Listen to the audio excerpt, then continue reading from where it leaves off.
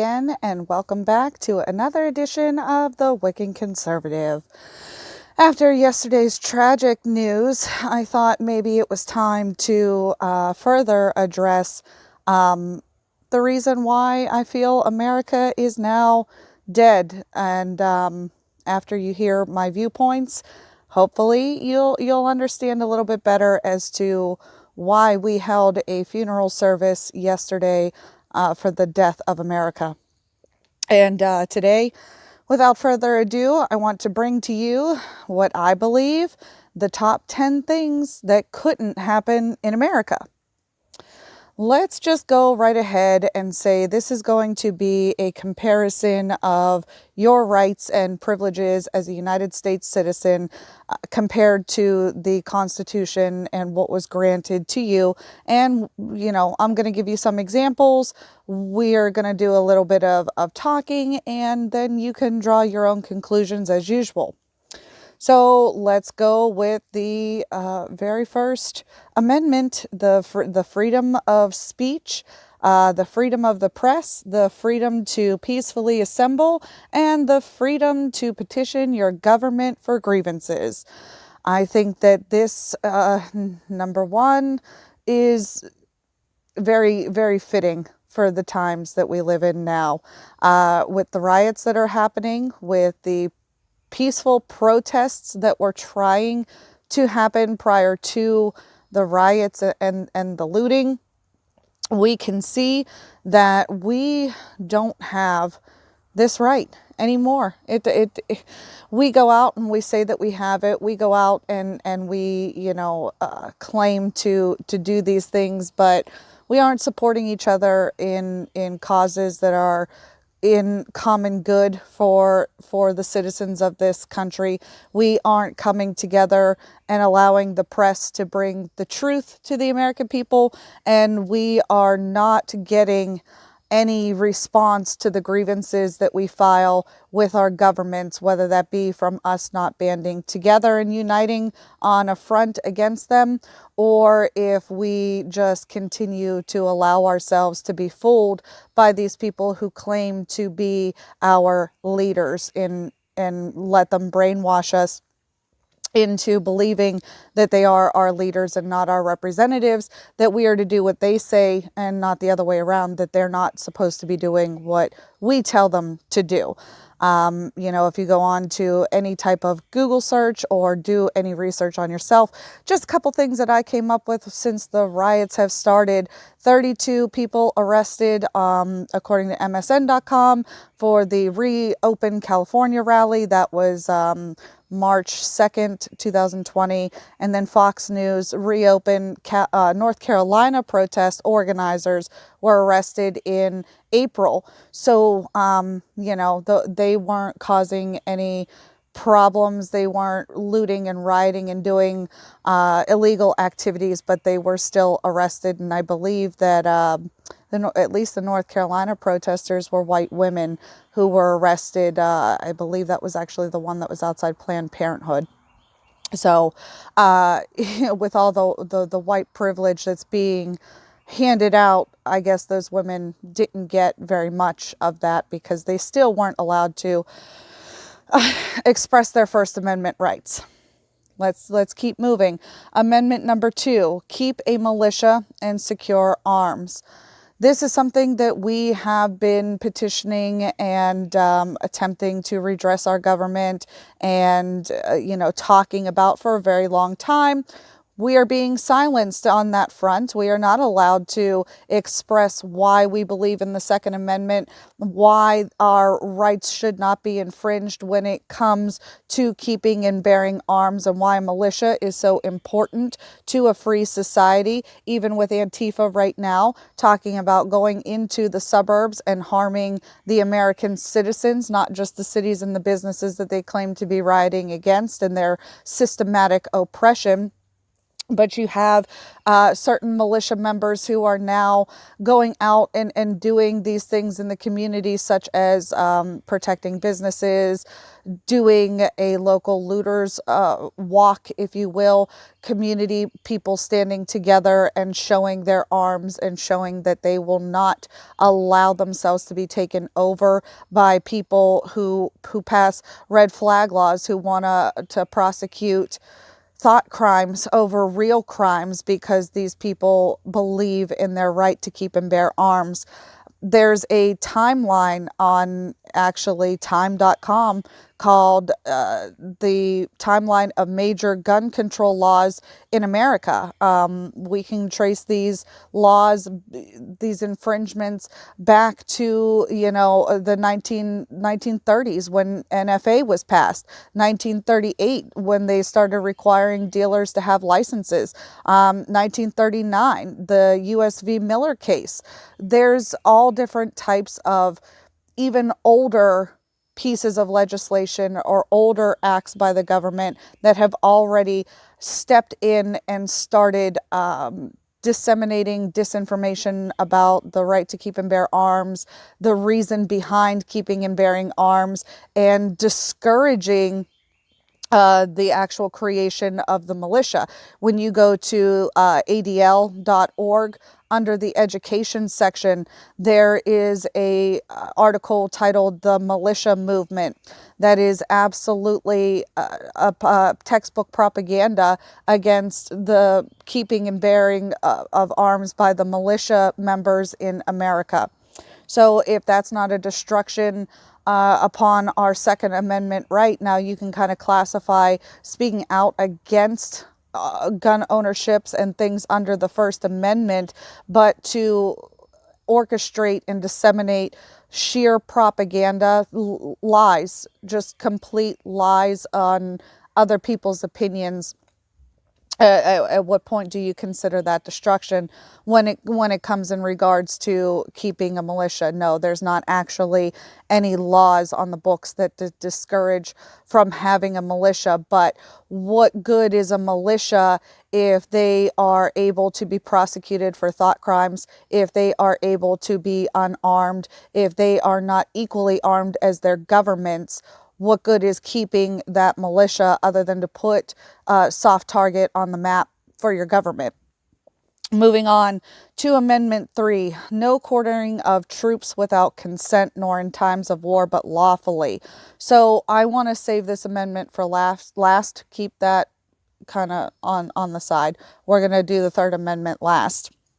Moving on to the Fourth Amendment, no unlawful search and seizures, and you are to have security in your persons, in your house, and in your papers, and your warrants must be specific. They have to come out and tell you exactly what they have a piece of paper to look for. There's no fishing expeditions. You can't just go in with probable cause to one crime and accidentally stumble over another crime. These are supposed to be very specific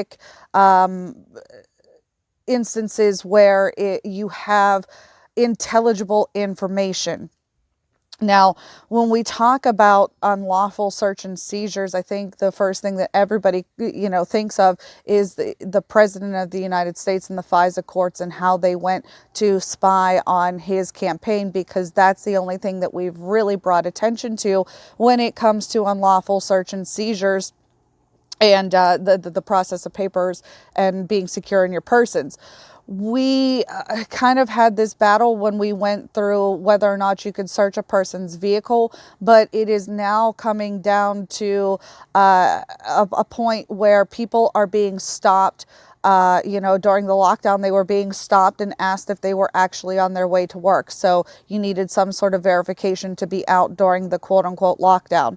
You have people who are going to these armed events and attempting to keep and bear arms peacefully in public, and they're also being stopped and asked if they have concealed carry permits and where's your permits for your papers to express your Second Amendment protections, because realistically the amendment doesn't give you the right to keep and bear arms. That's a natural right that you have, but that amendment is supposed to protect you from the unlawful search and seizures of, whether or not you're a law-abiding citizen. That would be, again, you just pull over a car with no probable cause and that person doesn't have a license. They weren't doing anything wrong. They didn't provoke you. It was a sheer guess that you pulled over the right car and they did not have a license to occupy or operate that vehicle. So it's supposed to keep you protected from the government planting evidence on you, or the government finding out too much about the person in their investigation process that doesn't pertain to the crime that they are distinctly looking for. Again, it's one of the protections that is probably the most abused. You will see Fourth Amendment violations in court more often than not. And a big one that you may or may not know, that I did not know about until I did some research, was the U.S. Courts .gov website has a case. It's called Jewell versus NSA, and it is numerous claims against the TSP and FISA from collecting personal phone calls, text messages, emails, any type of electronic exchange in the name of terrorist prevention. And we also know about the Patriot Act that was passed in kind of the floodgate opening of monitoring the data that's being sent by private communications and our wireless electronic devices and so on and so forth. So if you are not secure in your persons or your household, and there's no need for a specific warrant to nail somebody down for a crime, do you really have the protections of your Fourth Amendment rights? The consensus is no, you do not have the protection of your Fourth Amendment rights. Moving on to Amendment number 5, the right to refuse self-incrimination. And people will start, oh yeah, that'll never happen in America. You don't have to self-incriminate. But I ask you, what the Dallas judge did to the salon owner in Texas? What was that? She didn't have to incriminate herself. She shouldn't have had to testify against herself in court, but you put this woman on the spot and made her, testify why she went against your lockdown orders, and then you had the audacity to ask for an apology on top of that. Now, again, you can go into the coerced persuasions and the confessions by the police departments. You could do a lot of things into this Fifth Amendment. Even declaratory statements made to cops whenever they come upon a scene, and you make a declarative statement prior to your Miranda rights being read to you, and being able to use that in a court of law against you. It's crazy how many people don't exercise their Fifth Amendment rights, even when you're innocent, when talking to a police officer. And I'd also like to stem that into the situations that are happening right now when it comes to what your behavior should be and should be expectant of a police officer, how you should treat them and how they should treat you, what their job description actually requires them to do, and what your duty as a patriot, as an American, being on the other side of a situation, what you are allowed to do.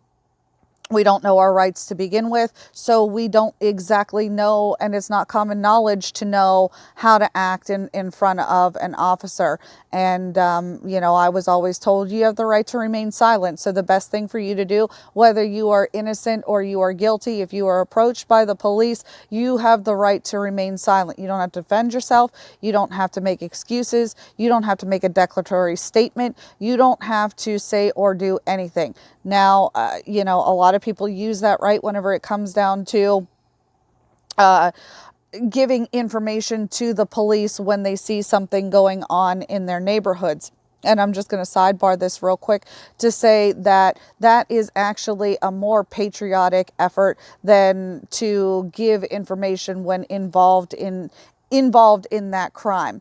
These are things that you see as a citizen that are not good behaviors or things that you want for your community. Therefore, you are enlisting the help of the officers to terminate unlawful activity, not necessarily to disparage the people in your neighborhoods or put a target on your back because you're viewed as disparaging people in your neighborhoods when you talk to law enforcement when there is a crime that has already occurred, as opposed to the right to not incriminate yourself on the stand or in a court of law or under arrest.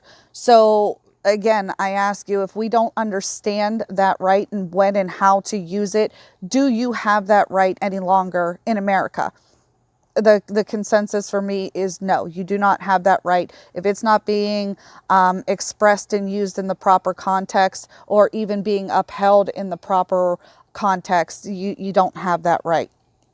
Amendment number 6 is supposed to be your right to a speedy trial and your ability to confront your accusers.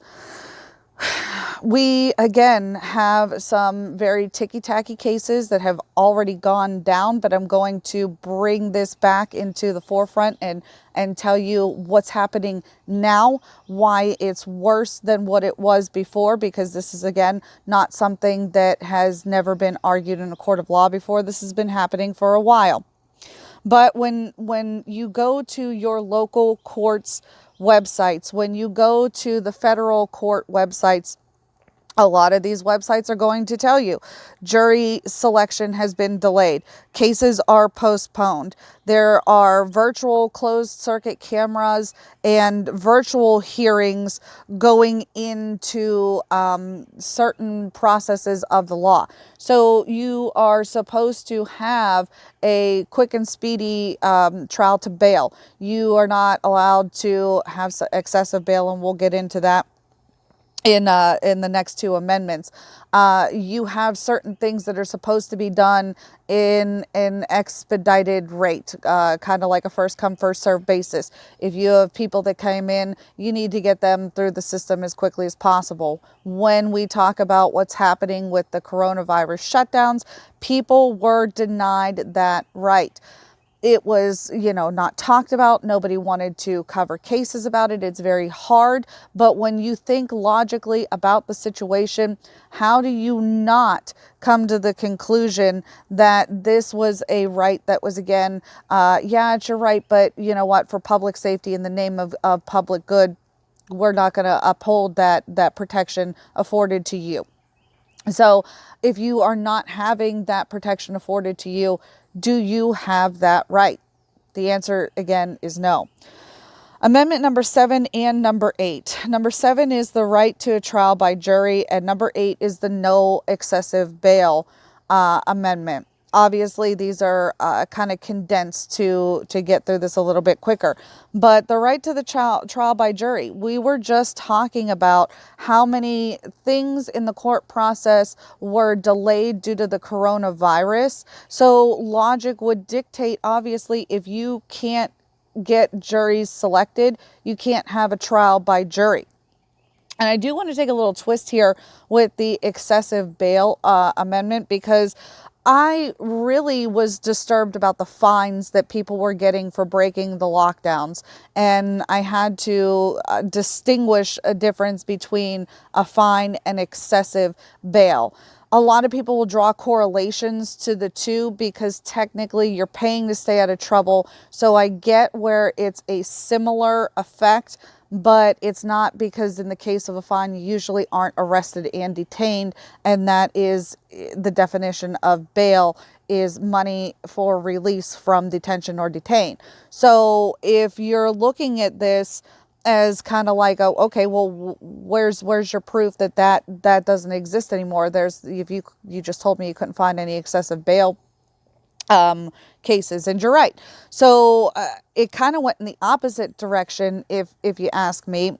it's $0 bails. They were actually releasing violent criminals out of the jails during the pandemic, during the lockdown, during the scares over whether or not the prisons were going to become infected cesspools of virus, if you will. So my question then kind of turned to, okay, I get it, no excessive bail, but if the coronavirus and people are getting released on zero bail, what then happens to the people who you're not releasing, or you tested and were healthy people? Did you keep those people in jail? And then if you're talking about a zero bail here, why, if somebody is comparative in charges, or maybe even in some cases less in charges because there were actual arrests for the violation of lockdowns, and those people had to pay bail to get out? And I understand, again, this is not a flawed or I'm sorry, it's not a perfected line of reasoning, because in different cases, depending on certain backgrounds, bail does fluctuate generally on its own. But the problem here is you are willy-nilly. And I think, again, the arbitrary nature of the laws gives you the impression that only some people are protected by some laws. And the discretion of this clause, of this protection that you are supposed to be afforded, is based upon the decision of a judge, as opposed to a standard for an entire community or state even, because it depends on which courtroom you go into to what you would actually get put on bail, or if you wouldn't get bail, if you would be released on your own recognizance, and so on and so forth. But it brings up a very interesting point. Do we want to standardize things like that? Or are we going to make it a merit-based system? If it's standardized, then okay, you go across the board. Fine. Everybody's the flat tax, whether it's your first, your last, or your only time. But if you do it on a merit sense, then explain to me how we can get two people with the same crimes that come out with different outcomes, or, as I said before, lesser crimes, as we know that they were letting out sex offenders. We know that they were letting out bank robbers. We know that they were letting out these violent criminals and arresting citizens who were jogging in the middle of the woods. There were people who were paddleboarding. I did a whole entire video on people that just were arrested for being out during the lockdown. And some of those people paid bail to get out. So what are we go into Amendment number 9. Amendment number 9 and 10 are very controversial amendments, and I'm not exactly sure why. I interpret Amendment number 9 to be your protection of your rights against the states. And, the government cannot take your natural rights, nor can they be defined wholly by this piece of paper. And I guess the controversy comes in depending upon what side of certain arguments you take.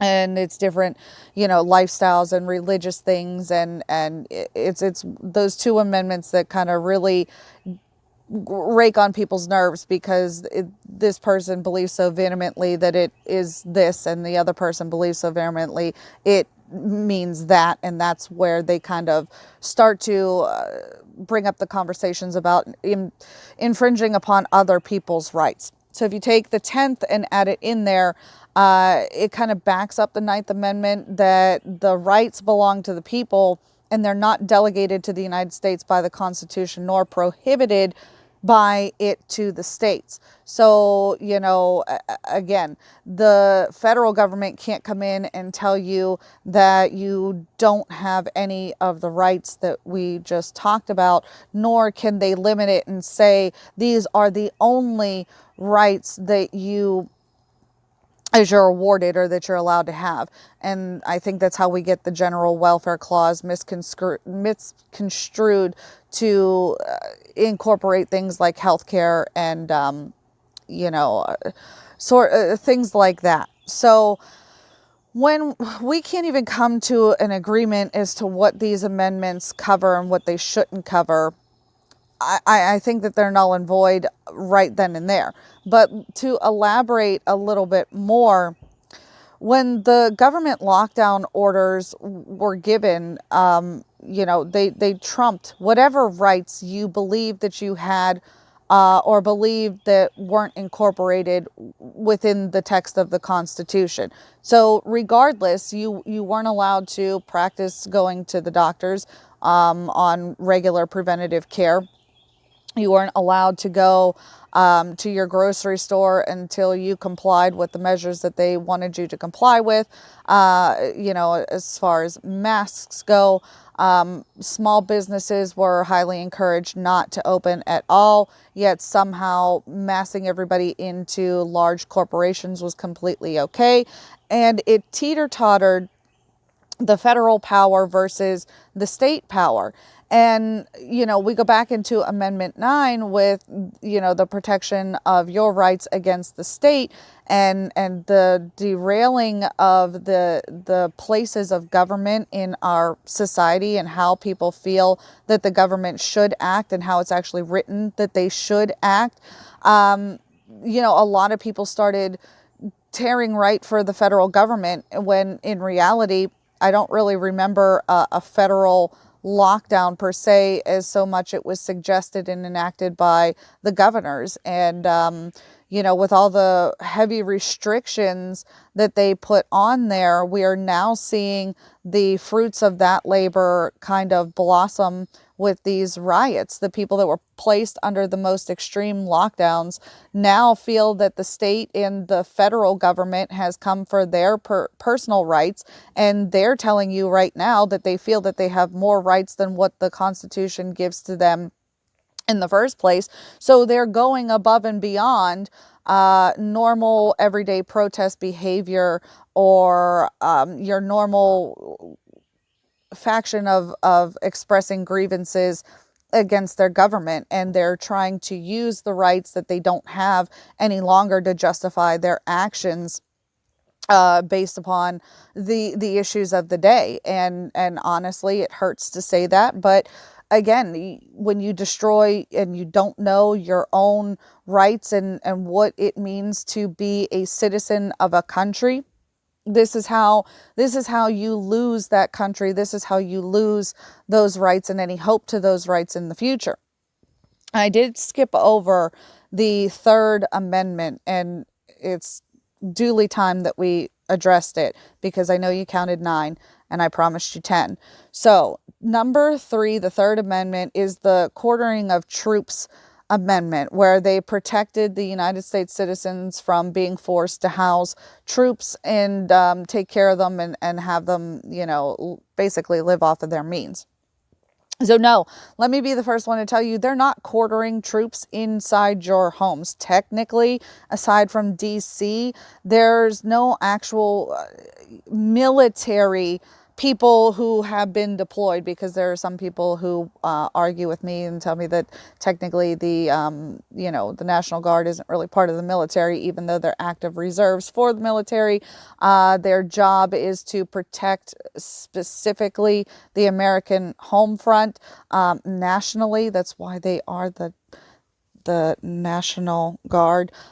This is not my shirt. I am not part of the National Guard, but I have friends that are in the armed forces, and I also have family that were serving in the armed forces and a cousin in the National Guard. So I have no problem promoting them. But when you get down to the quartering of these troops, tell me why we don't consider these National Guardsmen and, even the military troops that were deployed in DC, a sort of quartering of those troops. Now, you could tell me it's a stretch, and that's fine. I might be inclined to agree with you, except for whenever you sit down and look at the numbers. According to Fox News, 5,000 National Guard have been deployed in 15 different states. CBS Boston says that they were deployed in Sacramento, in Philly, and they are both running on an 8 p.m. curfew. Tulsa World said that they were deploying pepper balls and tear gas, the National Guard, in Tulsa. MSN was reporting the National Guard deployed in Los Angeles. Microsoft News said they were deployed in Portland. The Daily Herald said that they were deployed in Illinois, and I know that's only a couple states with a couple different numbers. I encourage you to go do the research yourself. I know that there's National Guard here in Savannah, standing guard and waiting to make sure that nothing's happening here. Newsweek actually has, and I'm hoping that it's article that gets updated frequently so that you can be on top of these things. Newsweek has protests near me, the list of cities rioting, and they have a full list of the people who are rioting and where people are moving to.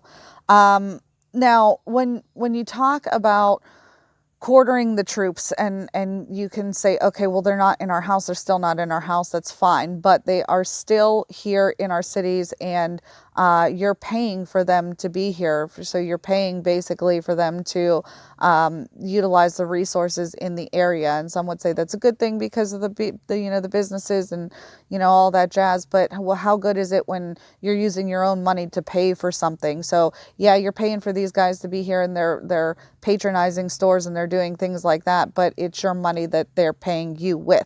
So ultimately, at the end of the day, what are they here to do?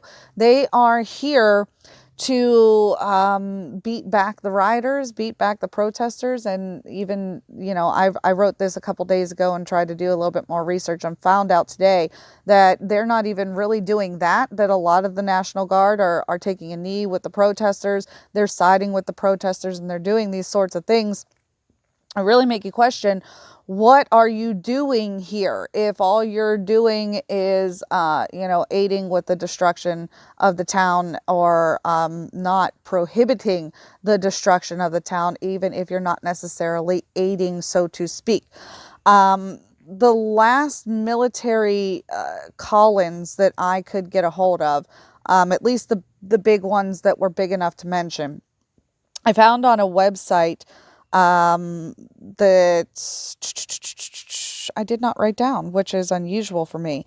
I apologize. It was a very interesting article, but it was stating all the times that the military was called in, i.e. the National Guard, for activation against its own citizens. And I use that very loosely for a reason. So, the couple ones that caught national attention, it was pbs.org. That's what it was. So 5 times in U.S. presidents' history, they've deployed the military domestically. Worst sighting. So the first one was the integration in Little Rock. So whenever they were integrating the schools into in Little Rock, Arkansas, I believe that is, they deployed the National Guard to escort the students in. You remember that? Peaceful. Okay. Yeah, they had a little bit of tussle, but not nearly on the scale that we're seeing today. And the National Guard wasn't there to stop that from happening. They were there to escort the students peacefully to where they needed to be. So you're talking about protecting citizens. You're talking about protecting the minority. You're talking about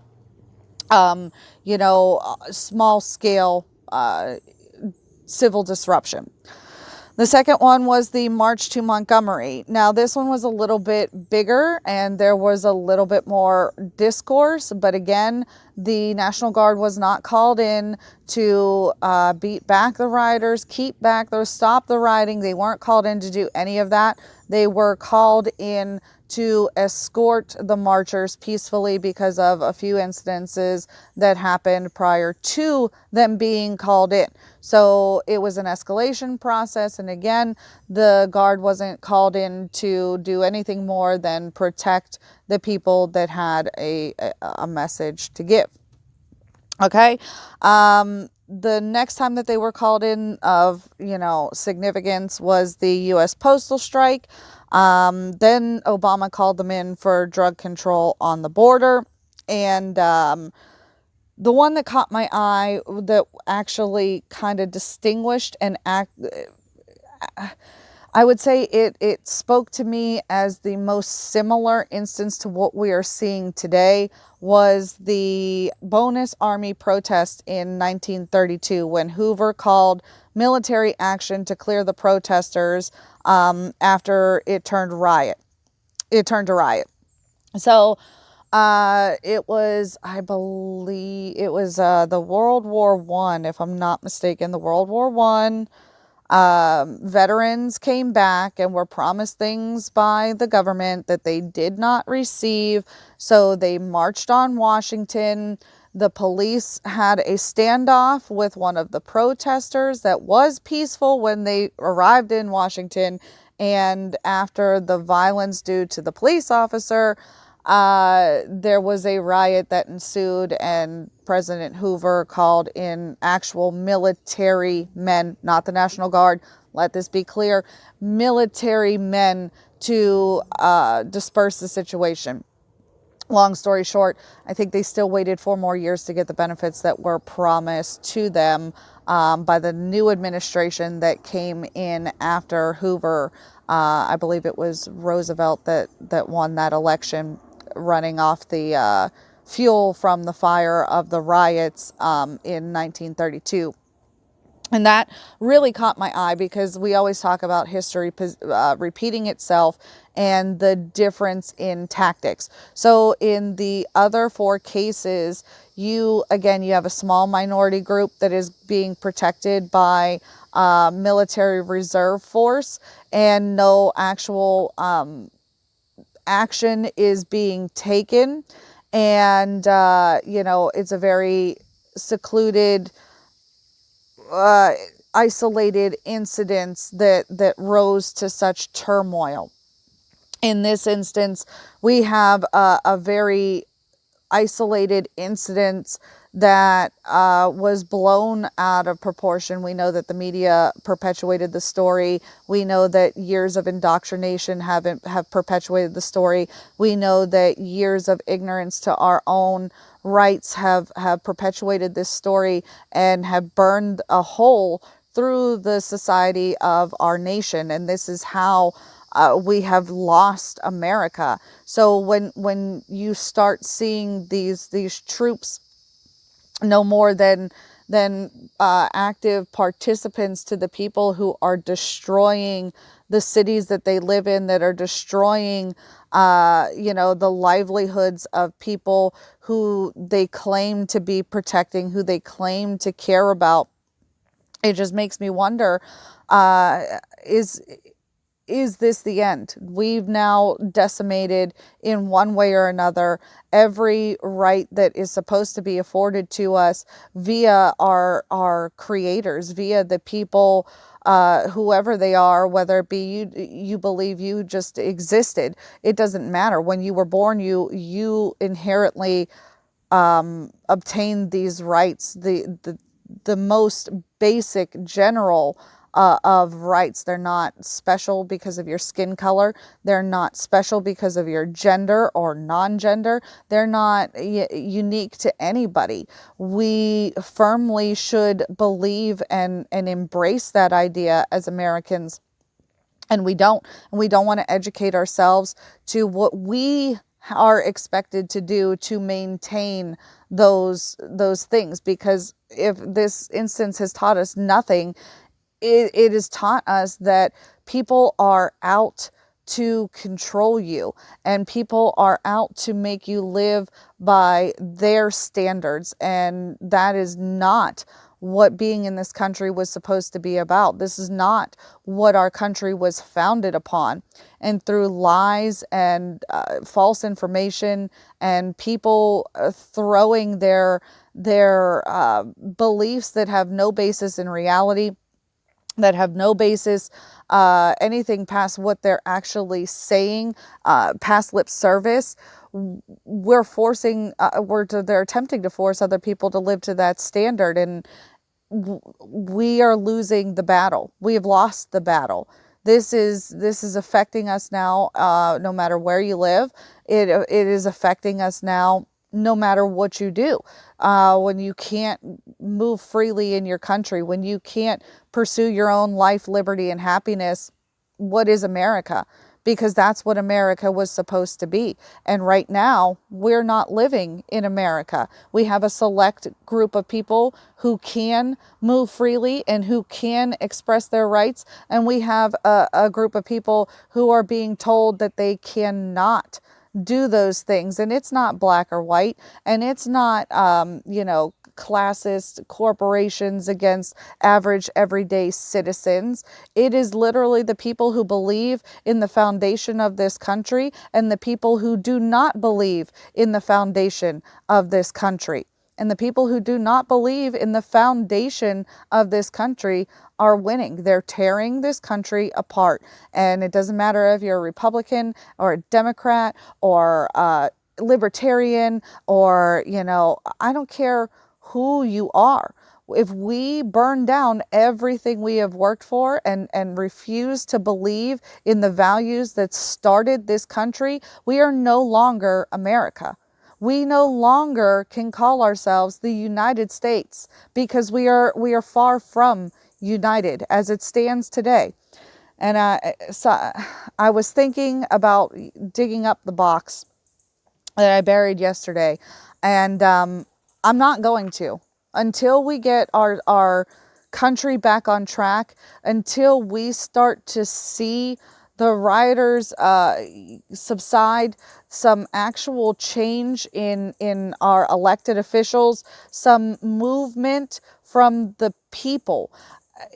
These people didn't get here. I've said this many times. These people didn't get into their positions overnight. They didn't do it by themselves, and they didn't do it, just by paying to get into that position. They have actual people that are out there working for them.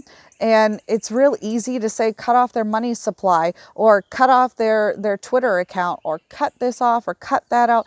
It doesn't matter. These people are ingrained in changing the system. You have to be willing to step up and do your part to keep your country, to keep your freedom.